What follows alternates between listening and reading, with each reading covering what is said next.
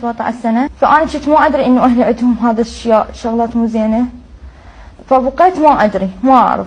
حتى كنت إنه أدري إنه مايا أختي، شفتها هي وأبويا بوضع خاص، عرفت إنه مو أختي هي. ضليت أبكي. باربيل شاليهات أكو، مرات بيوت، مرات فنادق، مرات يعني حتى أكو بشركات يطلعوني. طلعت أول يوم بحياتي أطلع وأشوف هيجي عالم.